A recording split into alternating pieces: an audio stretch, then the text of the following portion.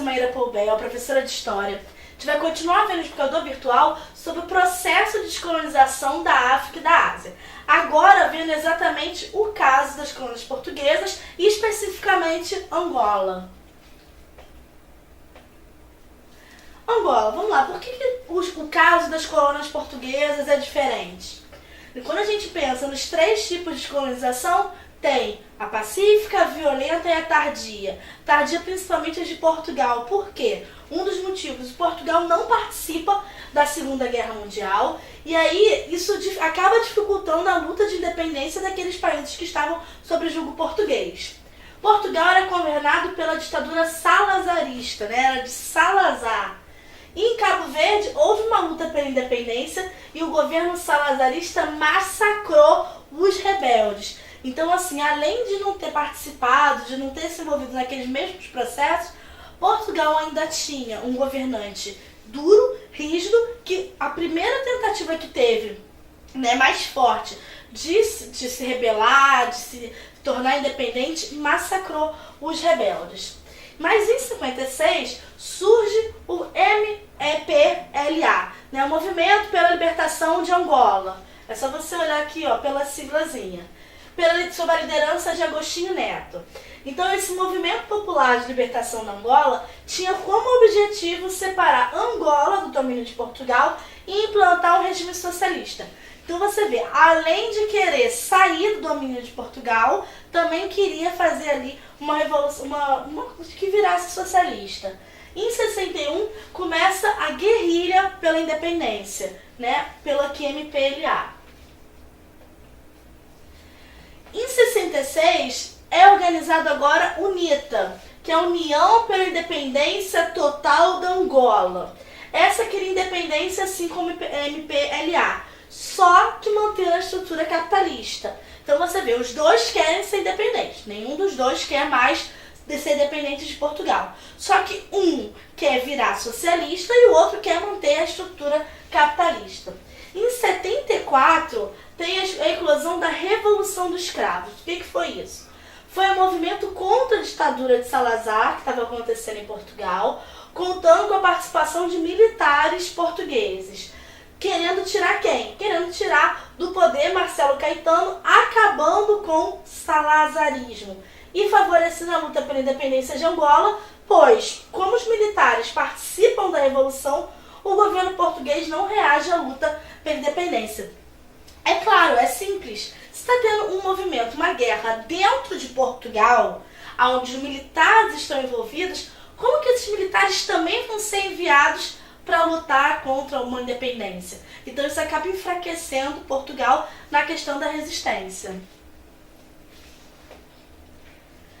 Nessa Revolução dos Cravos é posto fim ao salazarismo, fim do salazarismo.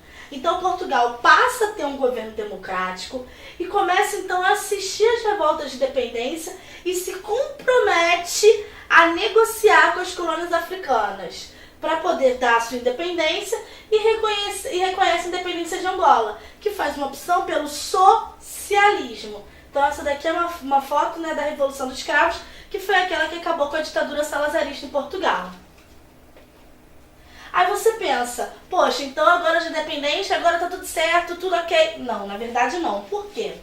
Após a declaração que teve da independência, começa uma guerra civil angolana entre os três movimentos. Uma vez que aquela FNLA e, sobretudo, a UNITA não se conformaram com sua derrota militar nem com a sua exclusão do sistema político. Então aqueles grupos que estavam lá anteriormente lutando pela independência, quando se vem tirado fora do cenário político, do centro de decisões, eles não querem, eles começam a se revoltar, querem estar por dentro.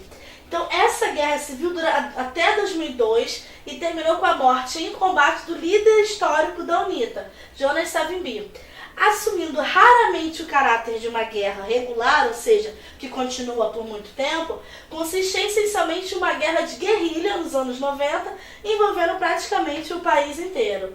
Isso vai fazer como resultado milhares de mortos e feridos e destruição de aldeias, cidades e infraestrutura, como estradas, caminhos de ferro e pontes. Na verdade, a independência de Angola não foi assim, acabou, agora a gente é independente.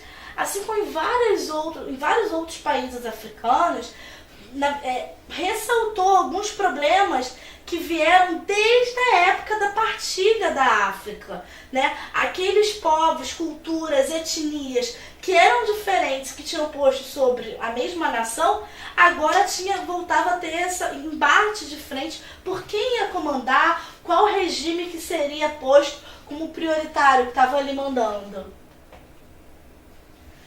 No fim dos anos 90, a MPLA decidiu abandonar a doutrina marxista-leninista e mudar o regime para um sistema de democracia multipartidária e uma economia de mercado.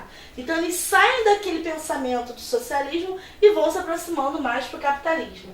A UNITA e a FNLA aceitam participar no regime novo e concorrem às primeiras eleições realizadas em Angola, em 1992, das quais a MPLA saiu como vencedor. Só que aí, não aceitando o resultado, vocês conseguiram entender? São três coisas diferentes, ó. MPLA, e UNITA e FNLA. Quando tem independência, quem fica à frente é a MPLA. Só que depois ela vai abrindo mão do socialismo, chegando mais próximo do capitalismo, e aí com isso, a UNITA e a FNLA, que defendiam o capitalismo, então aceitam fazer parte desse governo. E aí vão e concorrem às eleições. Só que nas eleições, quem sai como vitorioso é o MPLA. Então esses dois aqui não aceitam o resultado das eleições e a UNITA retorna de imediato à guerra, só que participando ao mesmo tempo no sistema político. Não aceita as eleições, não aceita ter perdido, recomeça a guerra civil, mas sem deixar de estar ali participando do esquema político, participando de como estava sendo feito, né, de forma legal. Logo a seguir da morte do seu líder histórico, a UNITA abandonou as armas, sendo seus militares desmobilizados ou integrados nas Forças Armadas angolanas, tal como a FNLA passou a concentrar-se na participação como partido no parlamento e outras instâncias políticas. Então, apenas prevaleceu como independência reconhecida internamente a proclamação do MPLA, passando a FNLA e a UNITA a partidos de oposição. Ficamos por aqui.